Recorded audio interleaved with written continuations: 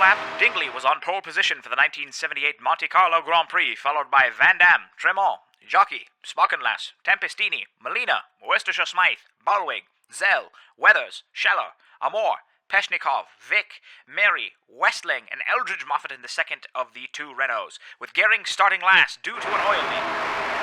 Red's building, and we're off. The first three cars away cleanly as further down the field. One of the Ligiers collects a Tyrrell, and there's a McLaren involved, and there's a Renault involved, at least 4 or 5 cars.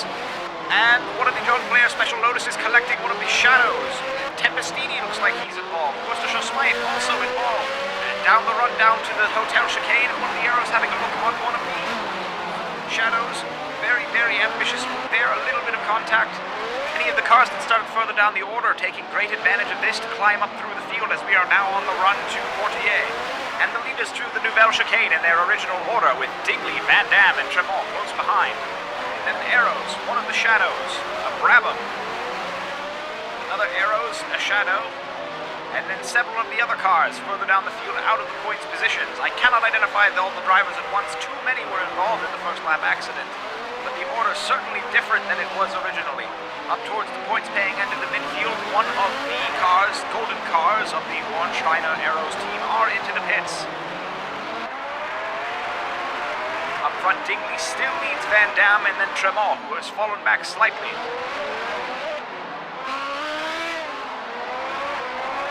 Dingley a commanding lead out of Portier down into the tunnel.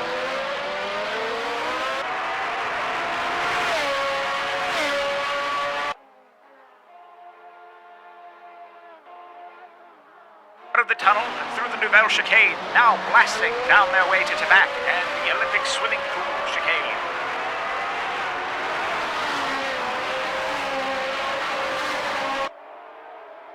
Clean laps here from Dingley, who is now pulling out a comfortable lead after the first 3 to 4 laps over Van Dam. He needs only resist the pressure from the Belgian.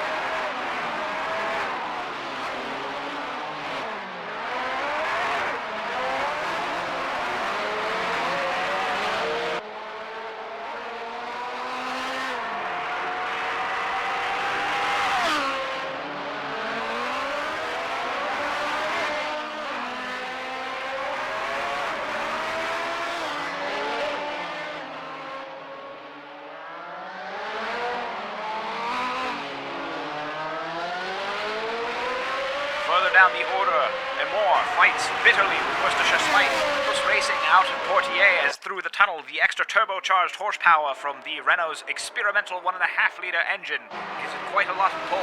There's an ambitious dive through the Nouvelle Chicane. There's contact, and the Renault is through. One might think he might maintain that position for not very long after sustaining suspension damage and impact such as that. And further down the order, Van Dam, who had spun just earlier, now making his way through the Arrows and other midfield cars towards the points-paying positions.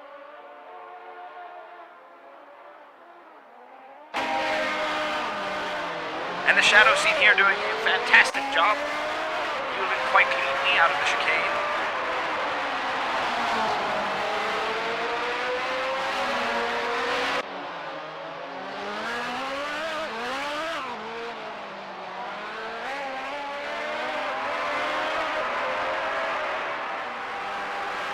Brabham of Tempestini would not want to be held up here, trying to hold one of the two Lotuses behind.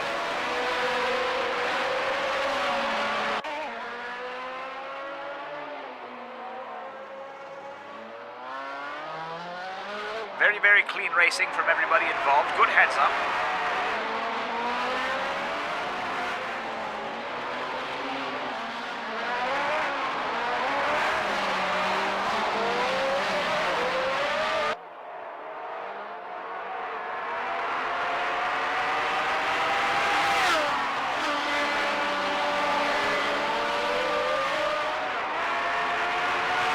Dingley still in the lead up front, but under mounting pressure as Tremont has closed from a lead initially of almost 6 seconds down to 2 as they catch the McLaren through Beaurivage.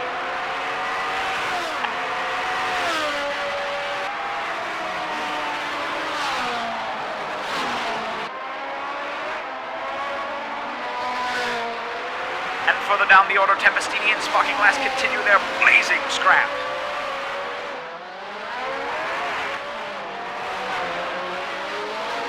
Van Dam showing what's required of him to become so many times world champion, recovering from a spin and a damaged vehicle.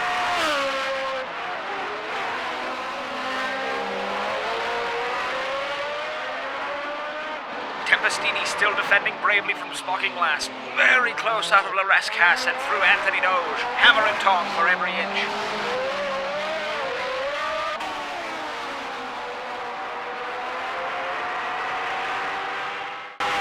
And further down the order, the tension continually increasing between Dingley and Tremont. Out of the final corner at Anthony Doge, a round of arrows. Will there be a proper yielding, or will Tremont be held up? Later on, it turned out to be so, as Tremont had dropped back significantly from Dingley after spending so much time gaining.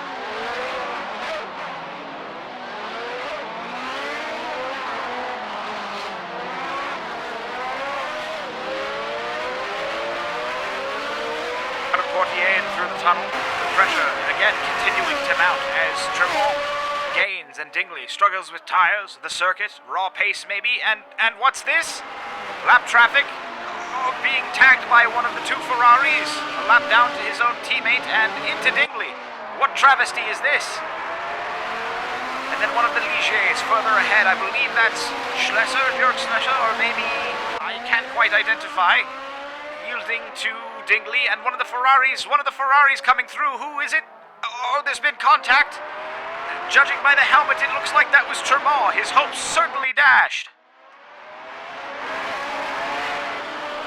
And now, further down the order, in the lower of the points-paying positions, but still very, very important, we have Tempestini and Spockenlass still scrapping by one of the Walter Wolf cars as they head through the tunnel. Tempestini gets through cleanly. Now, can Spockenlass do the same and lose very little time through the Nouvelle chicane here? Gaining quite closely. The Wolf misses the corner, quite sideways. There might have been a touch. And through goes Spockenlass, and into the wall goes the Wolf. What horrible tragedy befalling the small Canadian team. Tremont through cleanly this time on Scheller, not struggling so much the second time around.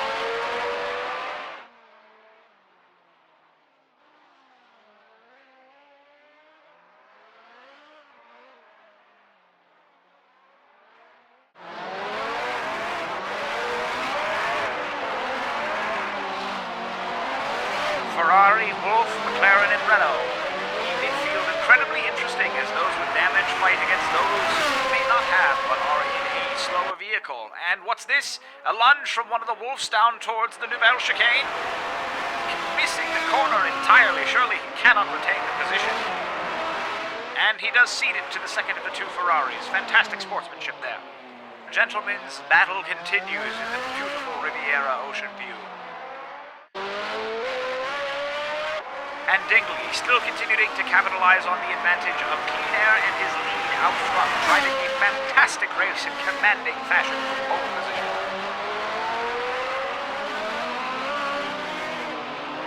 Tremont still hot on the chase, cleanly by Spockenlaster Anthony Doge, and with Dingley firmly in his sights.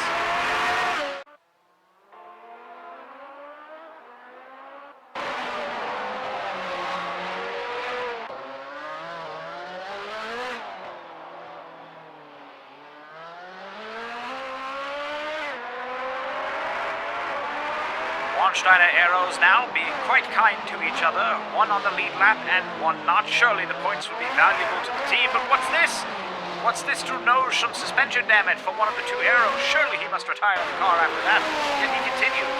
And Dingley up front still maintaining a healthy lead against Tremont. Despite what efforts the Frenchman may make, the American commandingly out front.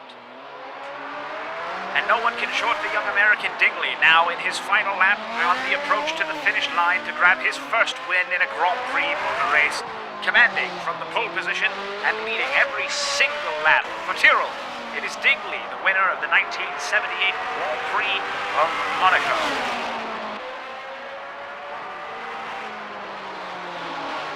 Meanwhile, further down the order in his desperate attempt To catch Dingley, Tremont has picked up some suspension damage, desperately fending off the multiple-time world champion Van Dam. He looks in both directions at the swimming pool, covered neatly by Tremont without blocking.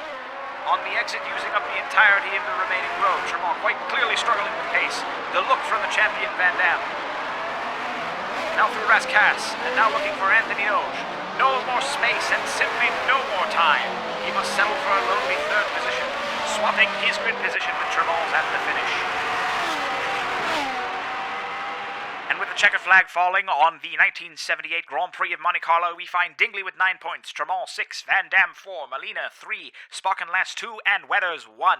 Lotus still firmly in the lead of the Manufacturers' Cup, and Tremont gaining very, very quickly on Van Dam as well as Dingley. Will the young Frenchman and American be able to keep up and best the multiple times world champion? Only time may tell.